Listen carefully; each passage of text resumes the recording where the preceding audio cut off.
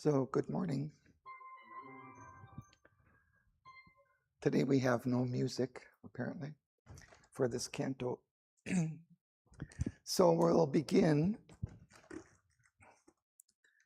We read through Canto 2 last time. This time we'll go through it in more detail. In the last canto, just to review, we've already had some hints, some preliminary explanations of what Savitri is here for, her mission.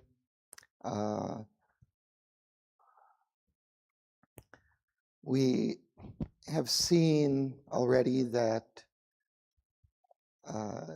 she is an avatar, that she has come in order to uplift mankind towards the divine. And it speaks of the resistance that the avatar faces in that endeavor.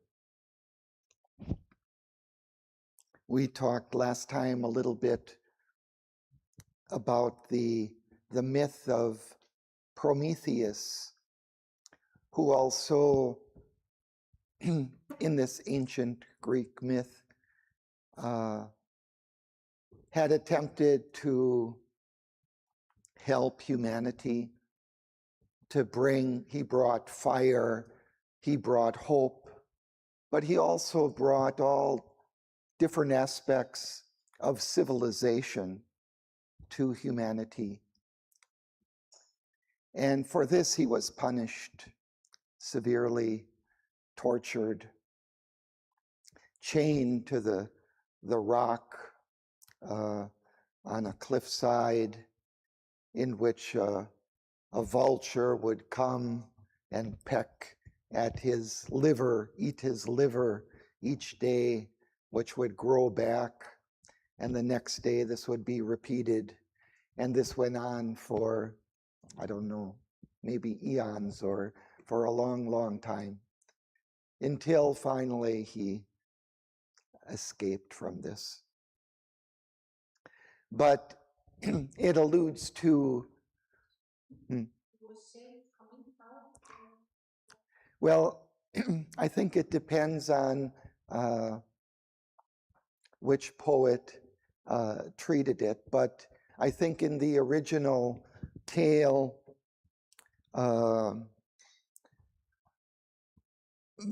Zeus had unleashed lightning and thunder on this rock, and it split apart, and he fell or escaped from that. So it's Zeus who, yeah, I think maybe he was trying to finish him, or I don't know, or became very angry, but the rock split open and broke, and he became free. But in other stories, it might have been different, because it was treated by different poets.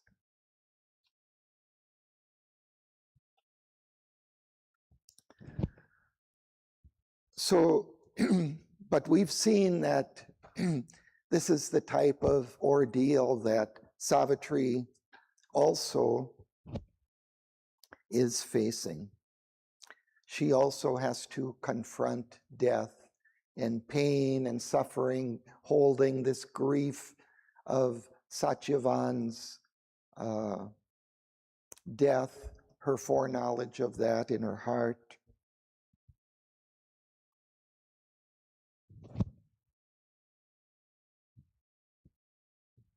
Okay, so now this same issue is described in this second canto, kind of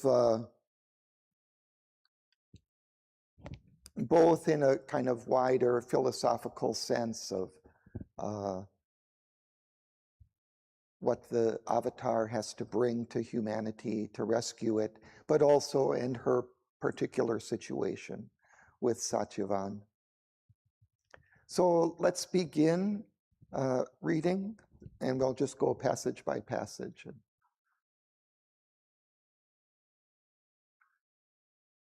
So we can start with Anandi?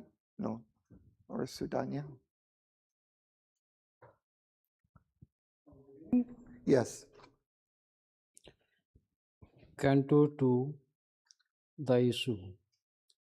A while withdrawn in secret fields of thought, her mind moved in a many image past that lived again and saw its end approach. Dying, it lived imperishably in her, transient and vanishing from transient eyes, invisible, a fateful ghost of self. It bore the future on its phantom breast. Alone the fleeting events far backward trail, regress the stream of the insistent hours, and on the bank of the mysterious flood, peopled with well-loved forms now seen no more, and the subtle images of the things that were, her witness spirit stood reviewing time. All that she once had hoped and dreamed and been flew past her eagle wings through memory's skies. As in a many-hued, flaming inner dawn, her life's broad highways and its sweet bypaths lay mapped to her sun-clear recording view. From the bright country of her childhood days and the blue mountains of her soaring youth and the paradise groves and peacock wings of love, to joy clasped under silent shadow of doom. In a last turn, her heaven rests with hell. 12 passionate months laid in a day of faith. Thank you. Let's pause.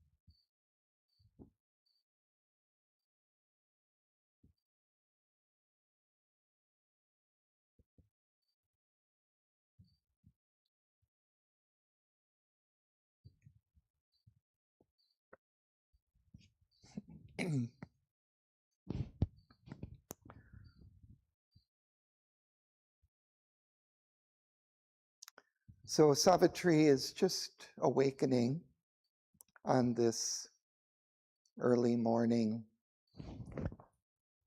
We saw at the end of the last canto, this was the day when Satyavan must die. So she's awakening on this fateful morning. And at first, she's just slowly waking up, and first her mind is going within, and she's experiencing the memories of her life leading up to this day.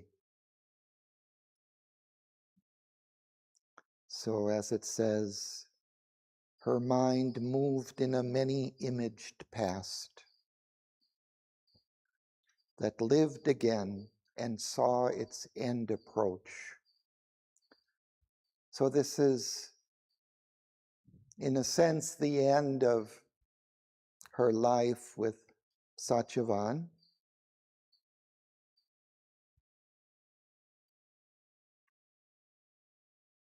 And this past is carrying the future on its phantom breast. So it's holding all the things that are about to unfold. Phantom is like a ghostly breast. It's kind of just an image, a shadow of what will come.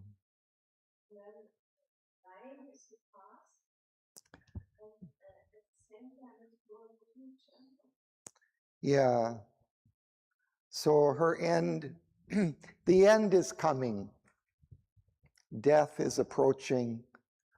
And also the death of her happiness, her life with Satyavan is coming to an end.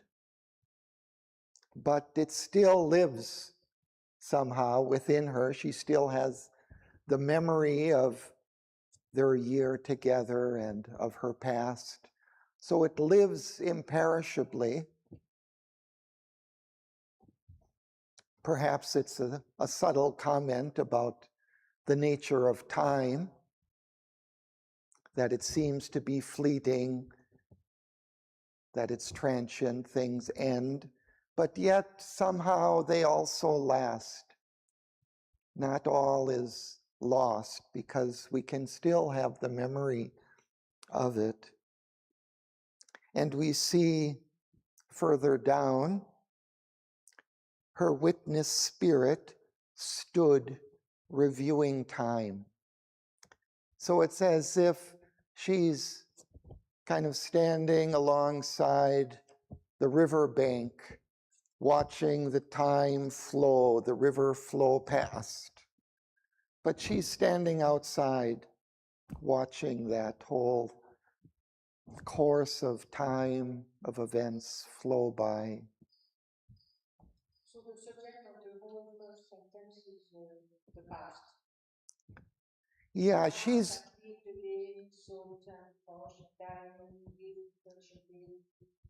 And all the future on the phantom rest of the past.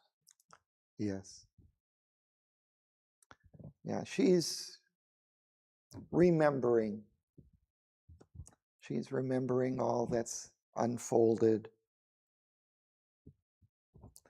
Peopled with well-loved forms, now seen no more. She's also remembering further in her past, her family.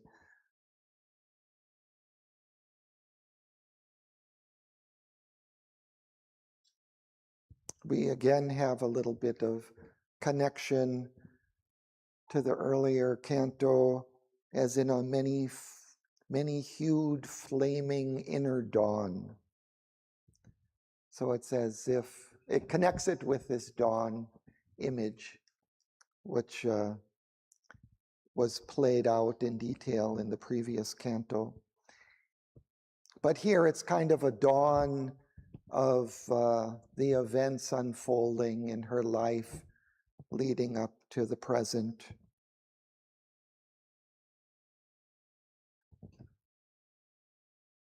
From the bright country of her childhood's days, and the blue mountains of her soaring youth, and the paradise groves and peacock wings of love. That's referring to her brief year with Satyavan, to joy clutched under the silent shadow of doom.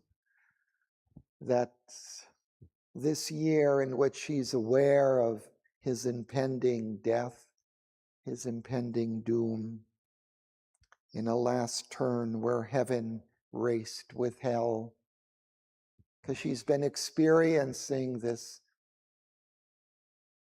heavenly joy of union with Satyavan, and at the same time, this grief, dread of his impending death. 12 passionate months led in a day of fate. So this is the day that Satyavan must die.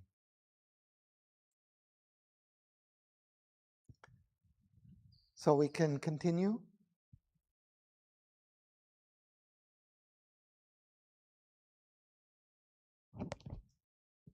Absolute supernal darkness falls on man sometimes when he draws near to God.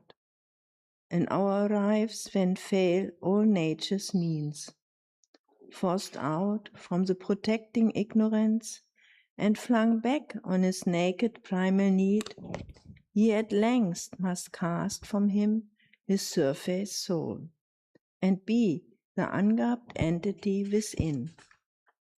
That hour had fallen now on Savitri, a point she had reached where life must be in vain, or, in her unborn element awake, her will must cancel her body's destiny. For only the unborn spirit's timeless power can lift the yoke imposed by birth in time. Only the self that builds his figures of self can raise the fixed interminable line that joins these changing names, these numberless lives, these new oblivious personalities, and keep still lurking in a conscious acts. The trail of old forgotten thoughts and deeds disown the legacy of our buried selves, the burdensome heirship to our vanished forms, accepted blindly by the body and soul. An episode in an unremembered tale, its beginning lost, its motive and plot concealed. At once living story has prepared and made our present fate, child of past energies. Thank you. Let's pause.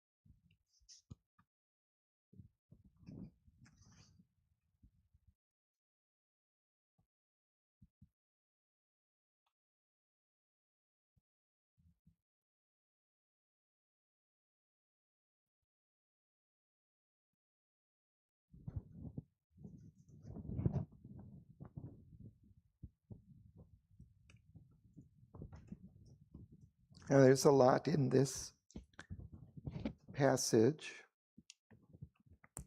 The first part speaks of this absolute darkness that sometimes falls upon the soul when he draws near to God. And so this deserves some comment.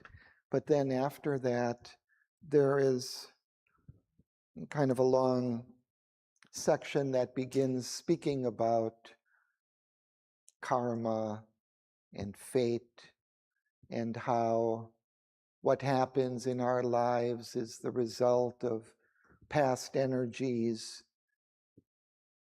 that have been unloosed in previous lives, and how all of that past is determining the present. But let me speak first a little about this absolute supernatural darkness.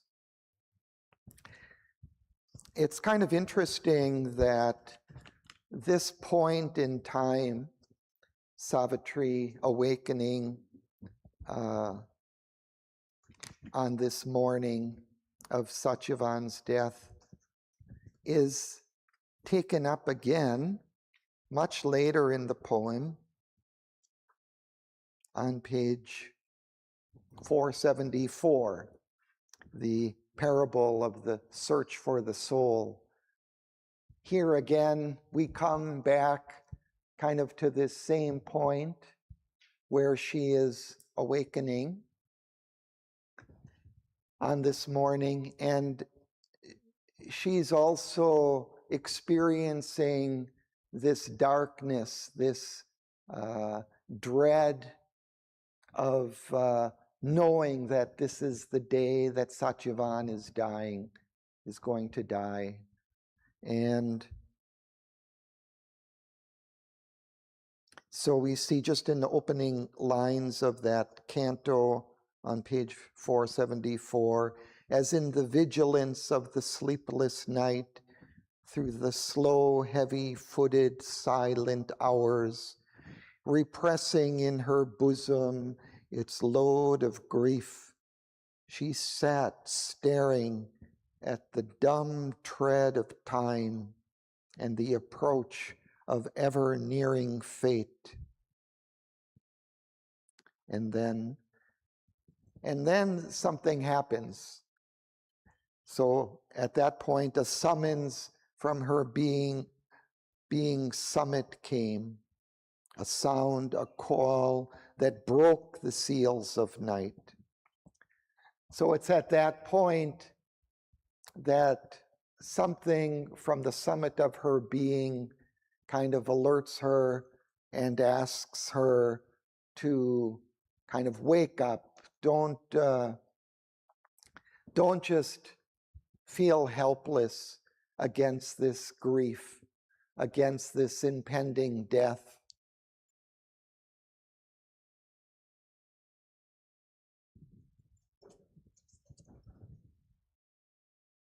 It will tell her, why camest thou to this dumb, death-bound earth, this ignorant life beneath indifferent skies, tied like a sacrifice on the altar of time, O spirit, O immortal energy, if 'twas to nurse grief in a helpless heart, or with hard, tearless eyes, await thy doom.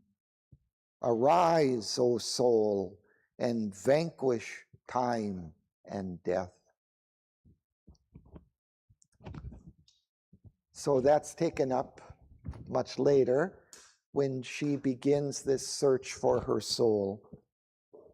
But now we just are given a hint of her waking up, and she's experiencing kind of these memories and awakening again to the awareness that this is the day that Satyavan is going to die. But it alludes to this, a point she had reached where life must be in vain, or in her unborn element awake. Her will must cancel her body's destiny. And then it alludes to what she must do in order to cancel this body's destiny. She must find her spirit's timeless power.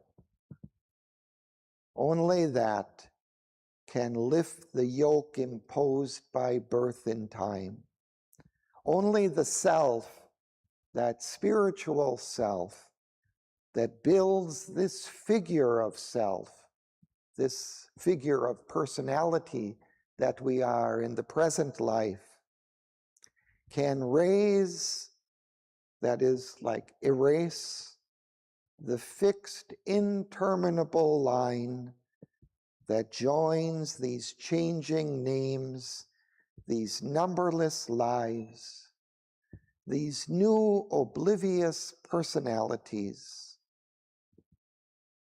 all the succession of lives that we go through, and keep still lurking in our conscious acts the trail of old forgotten thoughts and deeds. So this is our karma from the past lives.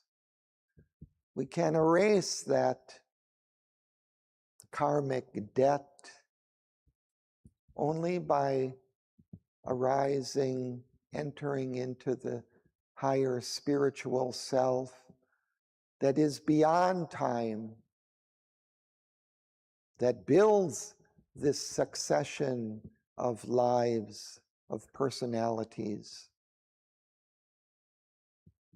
Only that can disown the legacy of our buried selves, the burdensome heirship to our vanished forms.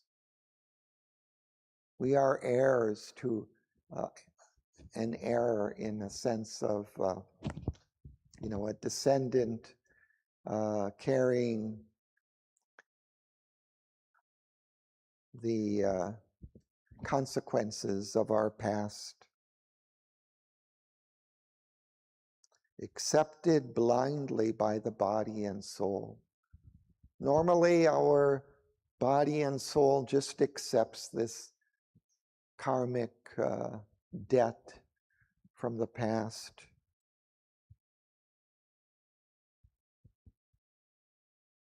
An episode in an unremembered tale. That's what we are living now. It's just one episode in a long tale, a long story that includes many previous lives and will include future lives. But that beginning is lost. Its motive and plot concealed. We don't know the story. We're just caught in the present moment, living out our life, but we don't know that longer story that our souls are living out here. Just one kind of brief stage of that. A once living story has prepared and made our present fate, child of past energies.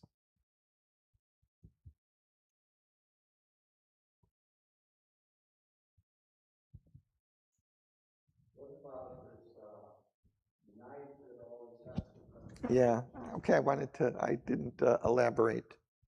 The dark night of the soul. Right. But see, he starts in the first canto with the real night of unconscious. Right. Physical night. Right. Right. And then the soul picture. Right. So every time we have to make a transition, you have to go through the so-called dark unknowing. And something happens, like when you get all the way here, it gets to the point where the voice will come in. Right. Yeah, and it's like the dawn itself. It comes, repeats itself every day. You know? So, and it occurs also in that spiritual sense. This kind of spiritual darkness can overtake us periodically as our soul unfolds its higher potentials. So sometimes we, again, have to face some obstacles, some difficulty in our life. And so we have to face this darkness again. And then we work through it, and somehow it's lightened, and that obstacle is overcome, and we go on and travel sometime in the light, and then the night comes again. So I wanted to speak a little about that. So St. John of the Cross wrote a book about this dark night of the soul.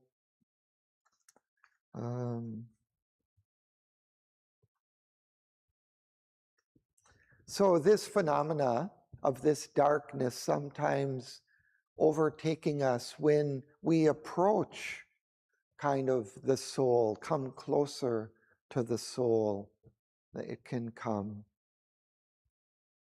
And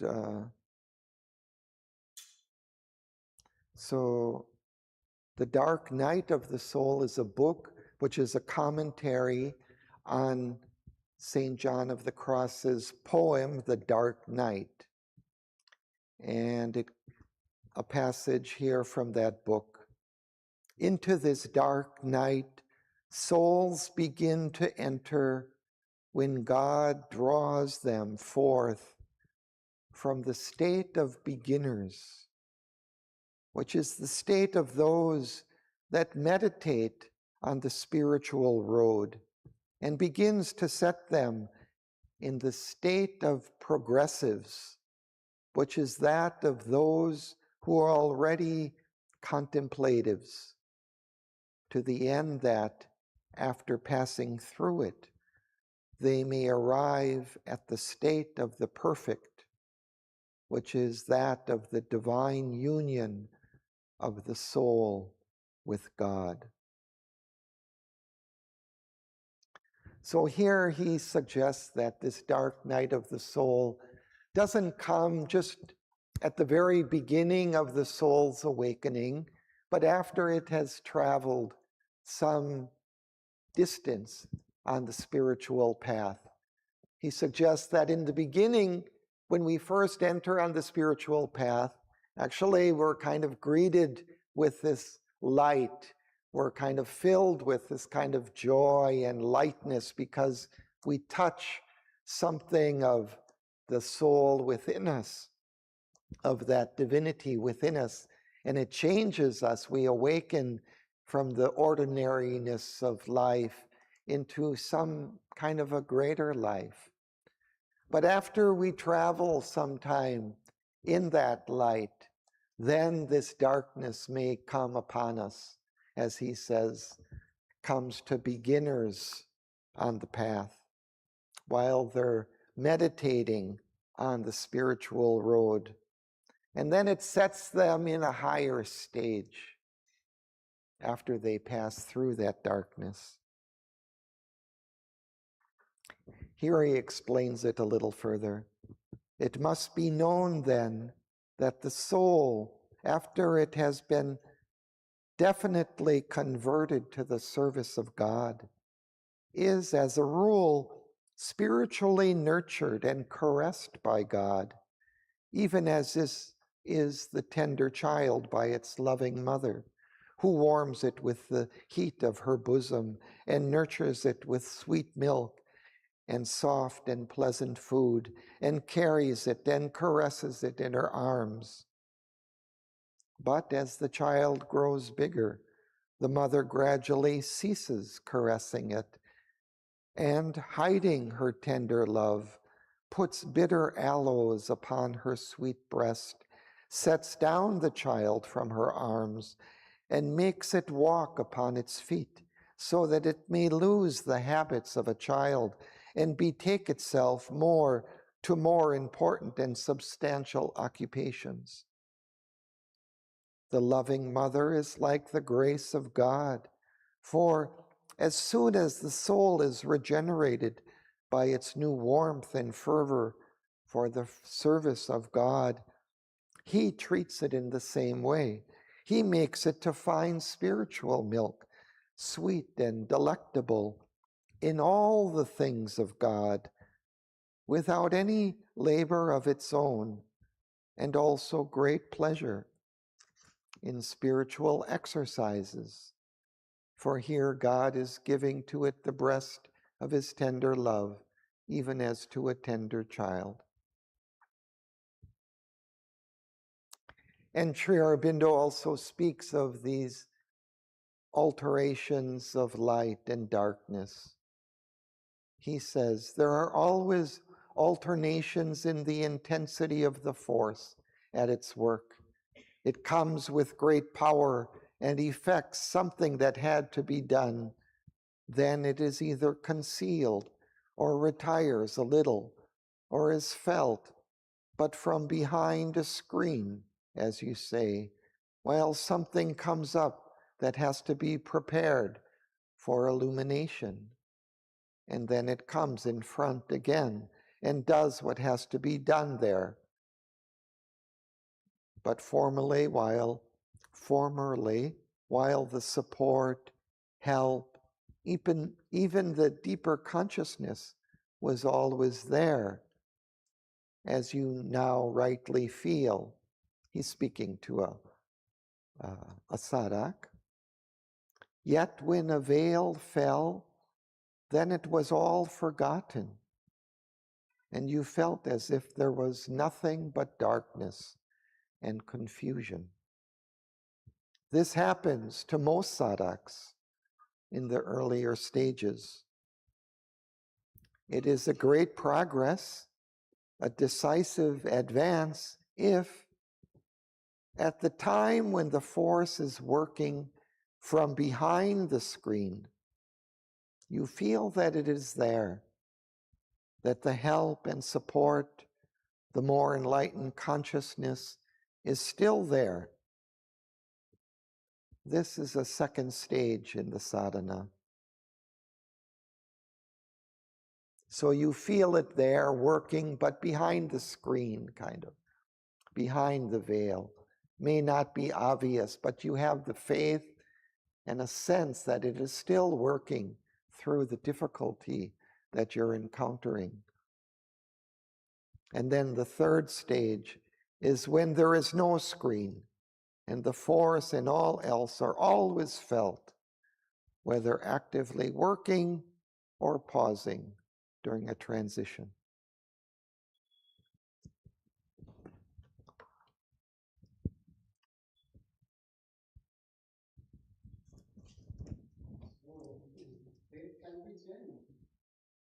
Faith, we can have faith when this force retires behind the screen. We may not feel it, but we can still have faith that it is working, that we're not just left alone in the darkness, that there is still something supporting us. So we can still have that sense, even though it may not be obvious.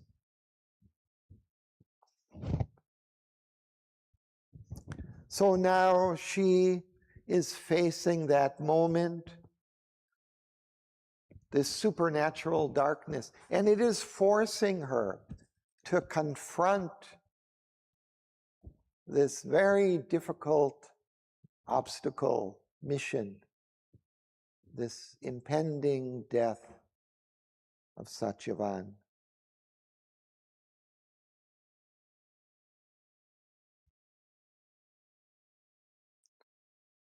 So let's continue.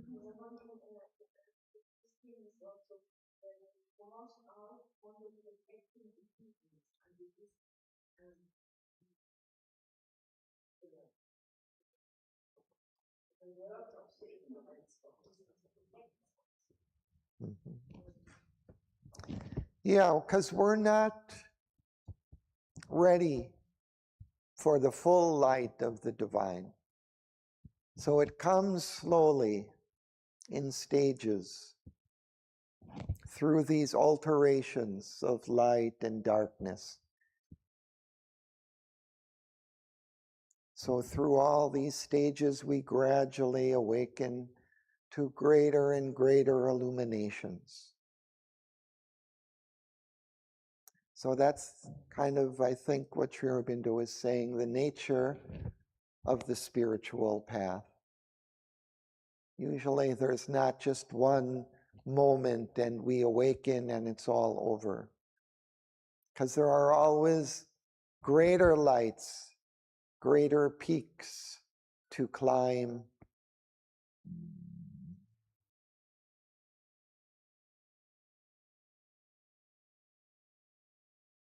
But here also, he's speaking of this confronting fate and time, confronting our karma.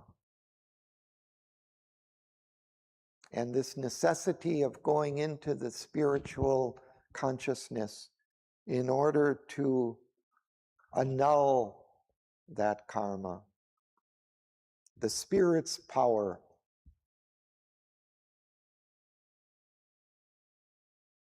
Only the unborn spirit's timeless power can lift the yoke imposed by birth in time.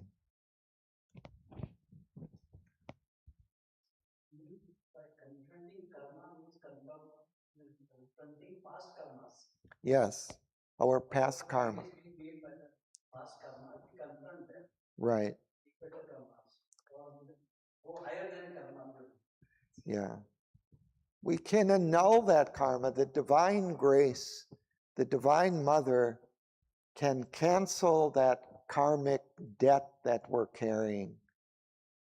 But only that timeless divine force can do that, or that higher self that stands above karma, above these numberless lives that we lead.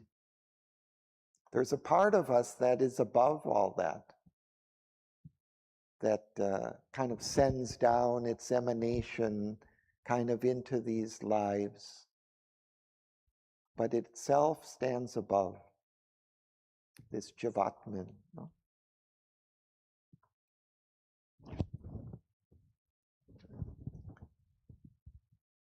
Okay, we'll continue. Would you like to read? So, the fixity of the cosmic sequences halfway down on page 12. Do I start from the 55th line? 51st. Okay. The fixity, yeah. The fixity of the cosmic sequences, fastened with hidden, inevitable links, she must disrupt, dislodge by her soul's force. Her past, a block on the immortal's road. Make a raised ground and shape anew her fate. A colloquy of the original gods. Meeting upon the borders of the unknown. Her soul's debate with embodied nothingness. Must be wrestled out on a dangerous, dim background. Her being must confront its formless cause. Against the universe weigh its single self. On the bare peak where self is alone with naught, a life has no sense and love no place to stand. She must plead her case upon extinction's verge. In the world's death cave, uphold life's helpless claim and vindicate her right to be and love. Altered must be nature's harsh economy. Acquittance she must win from her past's bond. An old account of suffering exhaust. Strike out from time the soul's long compound debt and the heavy servitudes of the karmic gods. The slow revenge of unforgiving law and the deep need of universal pain and hard sacrifice and tragic consequence. Thank you. Let's pause there.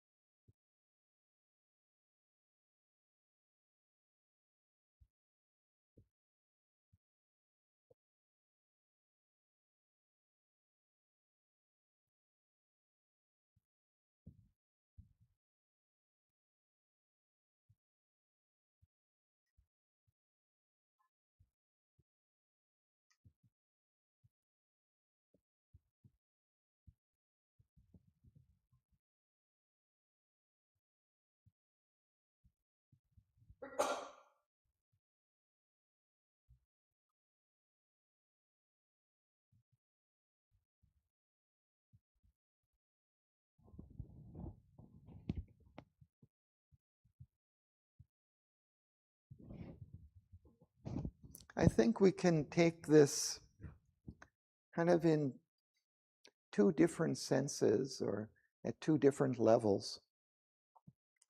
There is kind of her individual karma that has led her to her present predicament with Satyavan.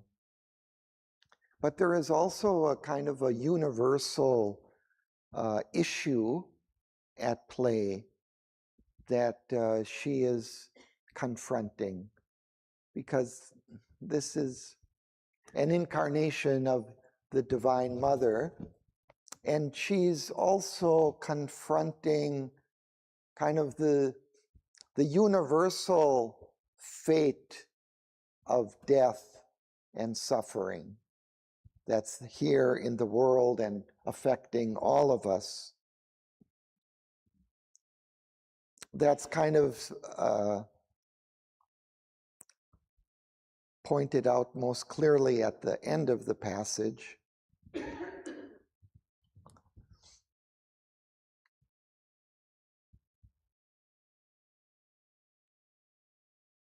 She must strike out from time the soul's long compound debt and the heavy servitudes of the karmic gods, the slow revenge of unforgiving law, and the deep need of universal pain.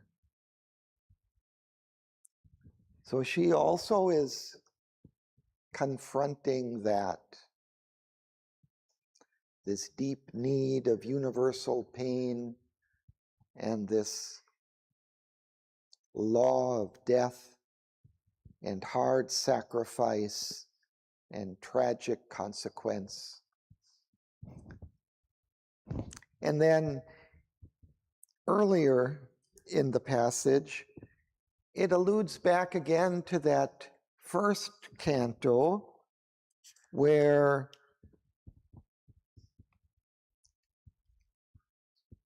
it said at the end of the bottom of page 9, all came back to her, earth and love and doom, the ancient disputants encircled her like giant figures wrestling in the night, the Godheads from the dim inconscient born awoke to struggle and the pang divine.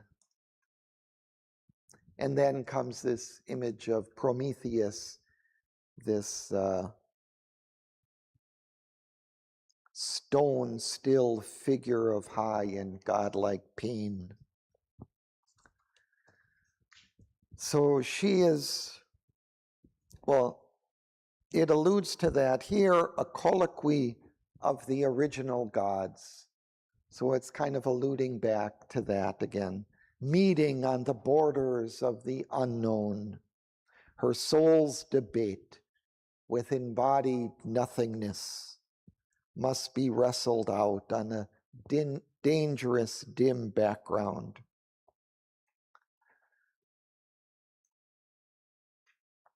So she's confronting this ancient argument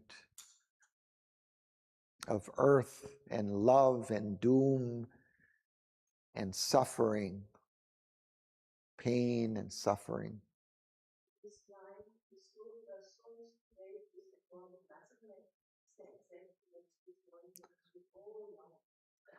Right. It also foreshadows her confrontation with the god of death. He is embodied nothingness. He becomes a figure of this nothingness, which, is there at the very base of our existence. It seems to arise out of this nothingness, out of the inconscient, where there is no consciousness, no awareness, no being who is aware of any existence. In that sense, there's a nothingness there. So that's the original, right? He says here, life has no sense and love has no place to stand. Right. So if your life and love have abandoned you.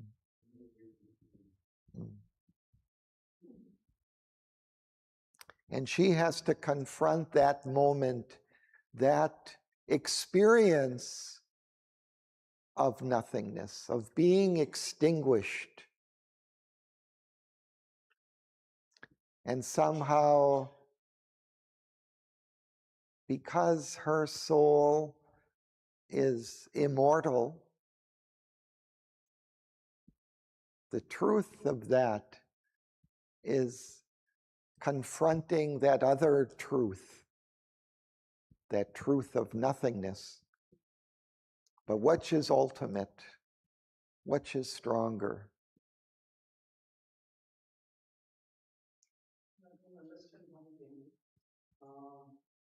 She's an incarnation of the Divine Mother.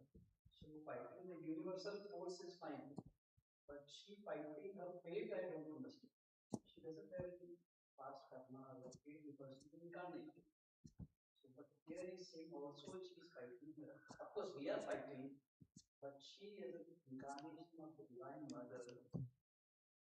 What is her fate? She didn't do anything wrong. Incarnation in the past life also you see.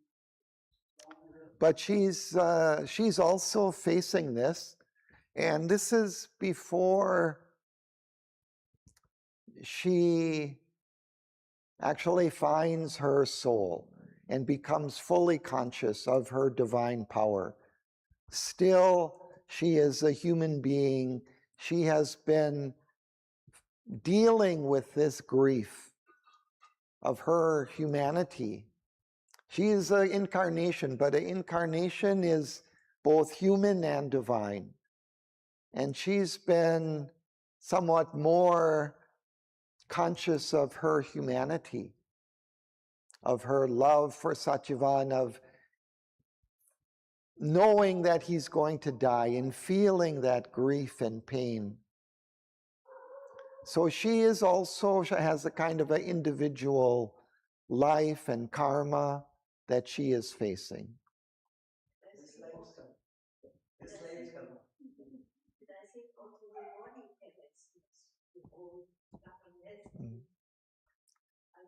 Her body's karma or something, yeah. I mean, the divine takes on this karma also. It takes on an individual karma when it's born, but it also takes on that universal karma of humanity, of the evolution. So she's kind of facing both.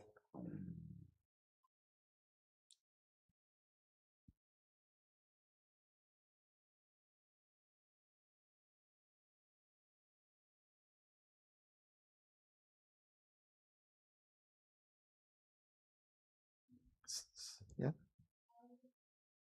Question about when we are completely surrendered to the Divine Mother, and we are still to exhaust our past karmas and go through suffering. Mother always guides us in what direction and what choices to make. And that is her protection for us. But when we evade making the wrong choices and evade that suffering, does that mean that we are only postponing our suffering for later? Or are we exhausting and completing our karma? Yeah, I don't think we're only postponing. Like I was kind of saying that the divine grace can kind of erase, can annul our karma. So that is, I think, what she's doing when the Divine Mother takes up our life and is guiding us and helping us to evade these wrong choices and situations. She's guiding us through. Often we still may need to confront, certain karma, certain past energies, but she guides us through as kind of smoothly as possible at our stage of development. At a certain point, then, when that soul comes, firmly in front and in control, then I think we can just go through and not face any more of that. But until it comes forth completely and fully, we still may have to face some of that. But we can go through much more quickly and easily with her guidance and help. But I don't think, we'll have to face it down the road because we're just evading it.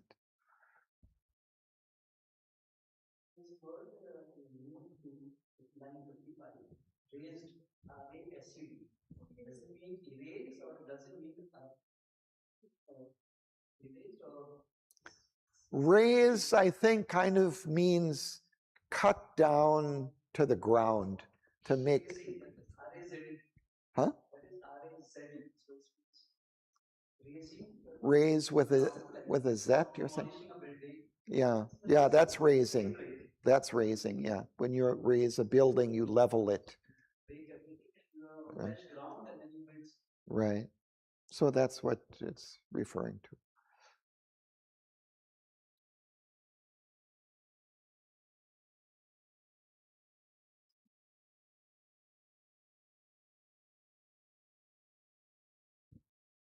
Shall we continue?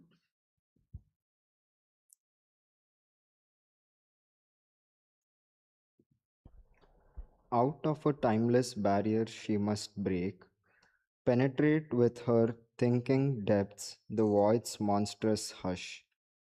Look into the lonely eyes of immortal death, and with her nude spirit measure the infinite's night. The great and dolorous moment now was close, a mailed battalion marching to its doom. The last long days went by with heavy tramp, long but too soon to pass, too near the end. Alone amid the many faces loved, aware among unknowing happy hearts. Her armored spirit, her armored spirit kept watch upon the hours, listening for a foreseen tremendous step. In the close beauty of the inhuman wilds, a combatant in silent dreadfulness, the world unknowing for the world she stood. No helper had she save the strength within. There was no witness of terrestrial eyes. The gods above and nature's soul below were the spectators of that mighty strife. Around her were the austere sky-pointing hills and the green, murmurous, broad, deep thoughted woods, murmured incessantly their muffled spell. A dense, magnificent, colored, self-wrapped life, draped in the leaves' vivid emerald monotone, and set with checkered sunbeams and blithe flowers. Immured her destiny's secluded scene. Thank you. Let's pause there.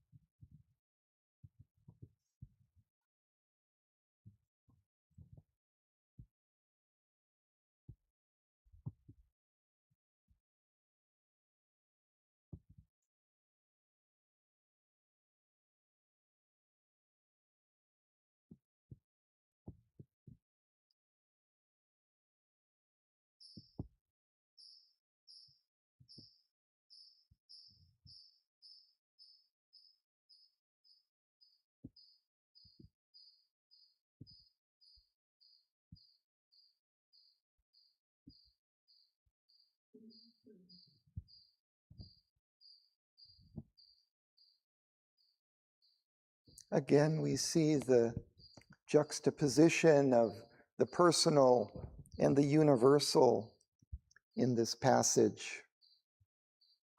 We see in the beginning kind of the universal aspect emphasized, that she must,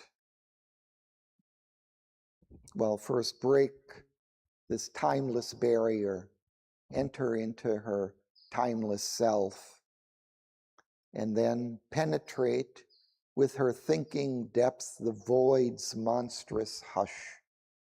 She's got to confront that void and look into the lonely eyes of immortal death, and with her nude spirit measure the infinite's night. So with her spirit, with her spiritual self, she must face this infinite darkness, this void, this inconscient, which is at the base of our existence, of our evolution. So that great and dolorous moment now was close. That confrontation was approaching. And then it describes it using this military imagery, a mailed battalion marching to its doom. Mail is like armor. So a battalion, a regiment of soldiers marching with their armor, but marching to their doom, to their death. The loss, long days went by with heavy tramp. The last long days. Yeah, tramping is like you tramp through the mud, kind of, stomping. So it went by. The last days have been going by very slowly, difficultly. As we march through the mud, it's a very difficult march and slow. Long, but too soon to pass, too near the end. The time is going slowly. The march of time, it's been going very slowly because it's approaching the end. But the end is coming too quick still, because it's the end of Satyavan, it's the end of her life of happiness. And then it reverts back to this more personal sense. Alone amid the many faces loved. So she alone amid the people that she's with, Satyavan and his parents and the people in the hermitage. Alone she was aware among unknowing happy hearts. Only she had this foreknowledge of his death. Her armored spirit kept watch upon the hours. So here we have this armored spirit, again, this mailed battalion, listening for a foreseen tremendous step. What is that foreseen tremendous step? The approach of death. In the closed beauty of the inhuman wilds. And then again, a combatant in silent, dreadful lists. Lists is an arena for battle.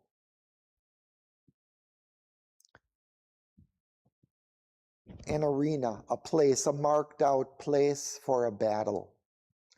And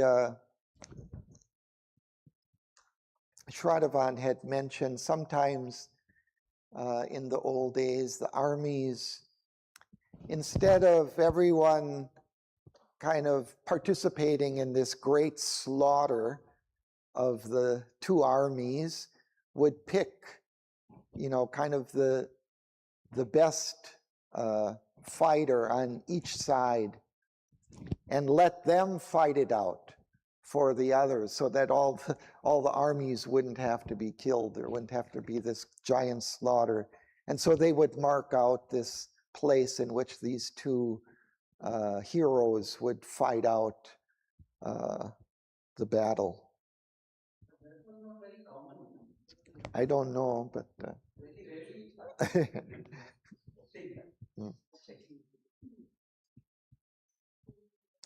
maybe in these medieval times, I think.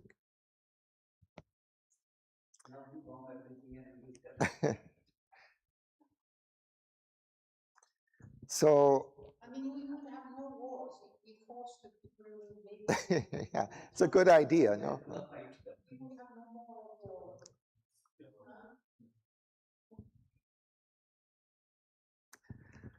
So then it kind of reverts again to this kind of universal significance of this battle. The world unknowing, for the world she stood. So this battle she's undertaking is for the world as a whole, so that maybe we don't all have to die in this slaughter. She is going to confront death. There was no witness of terrestrial eyes.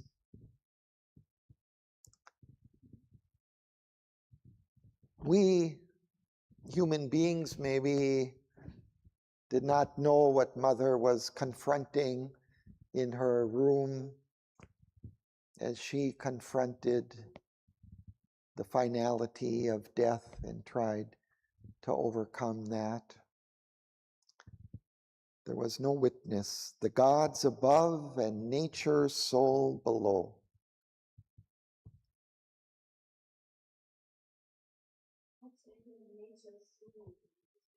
Alone, soul is alone.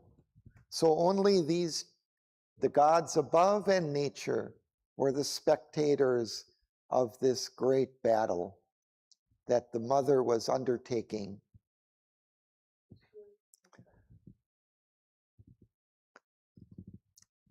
Because in some sense we could say that the battle she's undertaking was of and for nature. Nature as it is has this inconscient basis, but the nature she was trying to bring was a kind of a higher divine nature. Substitute that lower ignorant nature for a higher divine spiritual nature.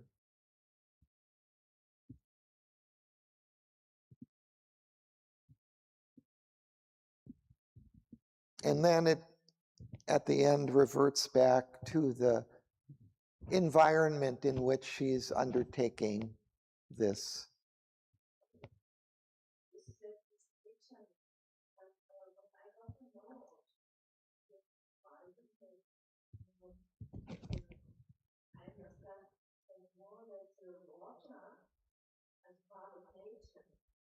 In water is the impetus of the divine pushing evolution forward. So there is a divine step. Maybe the Mother brought the water forward. It's there.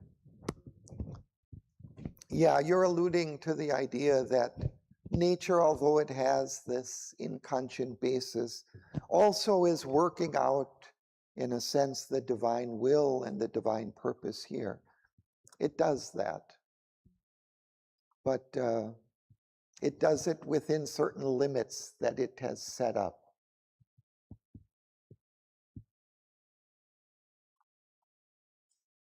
Conception level, I'm trying to understand. So, Savitri conquered death, right? So, what did it mean at that time onwards humanity? What is the achievement? I'm trying to understand that. As you said, maybe the more spiritual nature of this thing, I'm just trying to find out the achievement of the conquest of death. Mm. Okay, so now we're putting this in a historical framework, as if, you know, this is a story of true events that happened in the past. Now that's a kind of an assumption that you're making. I'm not sure if I would follow that. But if we want to assume that that's the case, then perhaps she has made kind of some preliminary victory over death, but maybe not for, you know, maybe not the ultimate victory.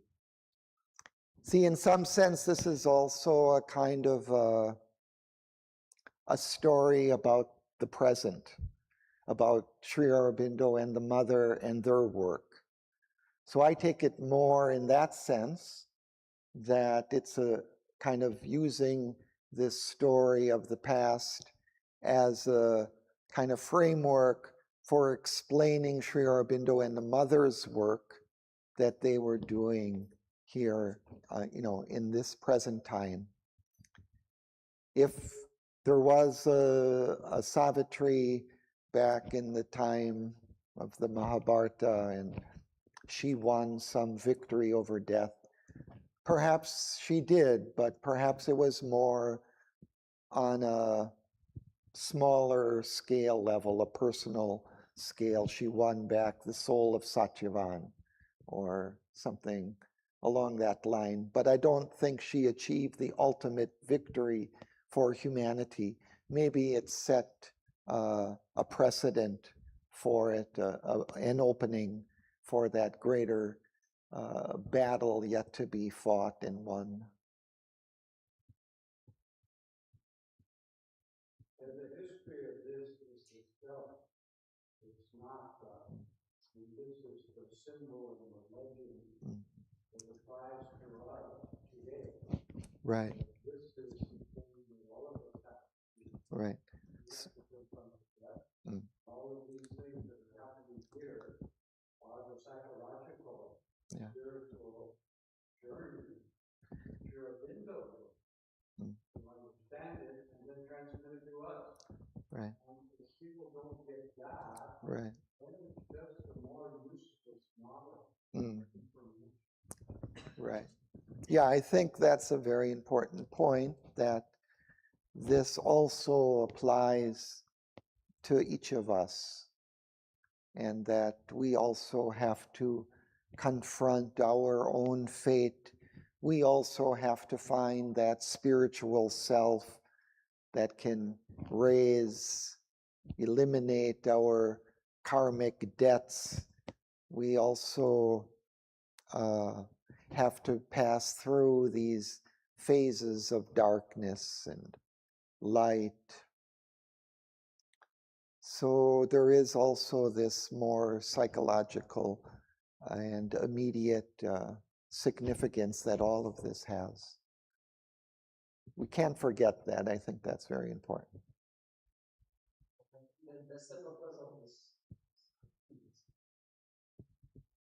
Sri Aurobindo and the mother may have won a great battle for humanity, but that doesn't automatically eliminate the need for us to do sadhana and to do our work. Sri Aurobindo had said at one point something like, the supramental could be here, but if a human being, you know, is completely ignorant of it and doesn't open up to the divine, it's not going to be of much use to him.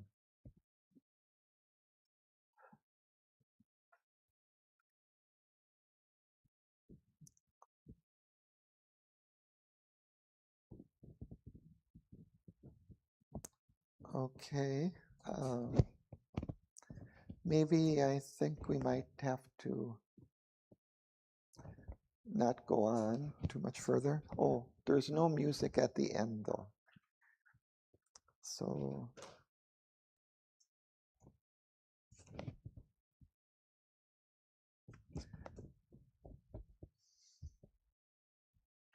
why don't we stop here?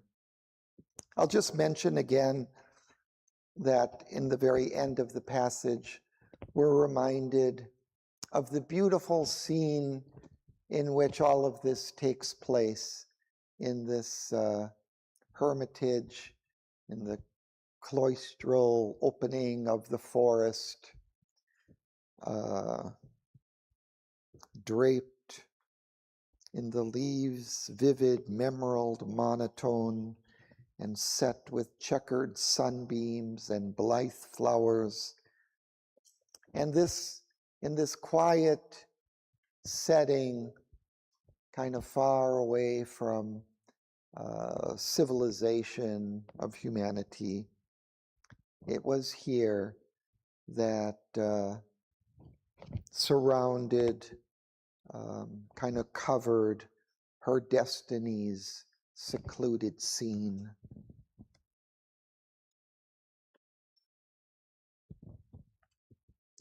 We'll get a whole canto about that later, where it describes the scene in which she encounters Satyavan in this place, this special place.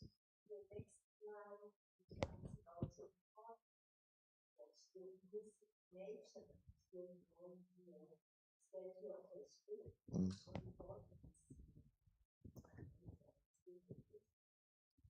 Yeah, it's in this place that she finds her soul. I think it means like covers and hides. I don't know all the connotations, but something like that. Surrounds.